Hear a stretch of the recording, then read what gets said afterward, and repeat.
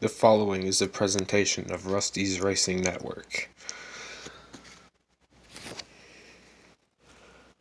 Hello, Rusty Nation. Your boy is back. And if you can't tell already, then wow, because today is Michael Waltrip's birthday. So, like most of my fellow NASCAR YouTubers, I've chosen to make a video. Only this one will be a diecast review, my first ever one. As you can tell, this is a logo I made for my channel. It's slightly inspired by his 2001 paint scheme.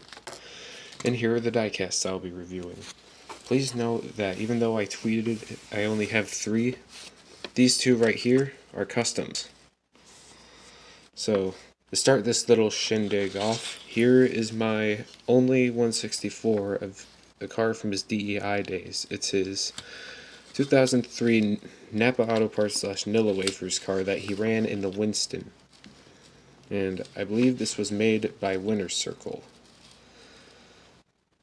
And the reason why it's in this condition is it's how I got it from a flea market in New York a year or 2 ago. As you can see, it's got the E stripe that debuted that year.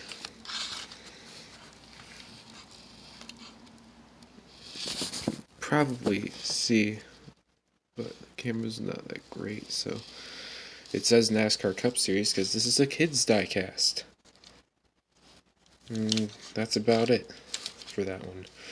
Alright, the next diecast I'm going to review my 3 actual ones first before I review my customs. So up next is this 1999 Band-Aid Adhesive Bandages Bush Series. I believe this was a promo. I've had this for a very long time, since I was a kid. And that's why it looks a little caved in, like he went for a stinging Sidewinder flyer like he did in 2000. This was from the year before he flipped over, like I said before, 1999.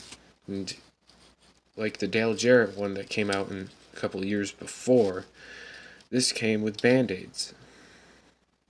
Now, you can't tell on the roof, but this is actually one of his cars, which he ran around the same time that he drove for the Wood Brothers. So if you're wondering why there's Sharpie all over it, it's because I was a little kid once, like most of you, and I would tend to get to Sharpie markers. Alright, on to the next diecast. Here we have my most recent diecast I've gotten of Michael Waltrip. It's his, I want to say his 1996 or 1997 Citgo Ford Thunderbird for the Wood Brothers. If most of you probably know by now, Michael Waltrip won the Winston for the Wood Brothers, and I believe it was 96. And this was one of the years before the Taurus was run by Ford. And this is different than from many cars that were released by Hot Wheels back in the 90s. It's done a plastic body, and it's got these like plastic wheels. It doesn't have rubber tires like a Kyle Petty car I have. Overall, it's in good shape. It just has, I believe, a slightly bent axle in the rear, but still rolls fine. On to my 2 customs I have. This one I made a couple weeks ago. Special shout out to my buddy Eric Keplinger, who was one of the reasons why most of us NASCAR YouTubers are doing a Mikey Day celebration. This is a fantasy truck diecast I made on a random Silverado I have. Please note, most of my custom diecasts are not on actual NASCAR diecasts, so that's why this one looks a little weird. Now, as you can probably tell, this paint scheme is inspired by his 2001 Daytona 500 victory. I want to apologize if it looks a little blurry. There we go. So that's why it says Gander Outdoors. It's supposed to be like 2019, but I went with the old like grill of the body. It's got his name only on the name rail area and on the rear windshield. I prefer having it white with black lettering because that's how I've always made my diecasts with that. I have Napa know-how in the back. I know it's a little crooked. It's because sometimes the tape I use gets a little wonky. And I have Aaron's and Napa on the deck lid.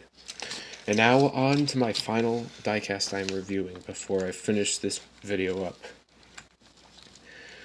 This is a custom car I actually just made before I had dinner. It was previously a 2011 Martin Truex Jr. car made by Spin Master.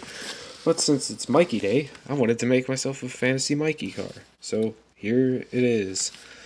And I was feeling like making it seem a little bit like his car he was supposed to run in the 2010 Coke 0400, so I put 2001 and 2003 Daytona 500 champion right here on the deck lid. And I just put pieces of paper that I covered with blue Crayola markers and used the number 15 and just used some of the tape I used put onto the car. I even made a little headlight and taillight decal to go with it. And that pretty much concludes this presentation of the Rusty's Racing Network.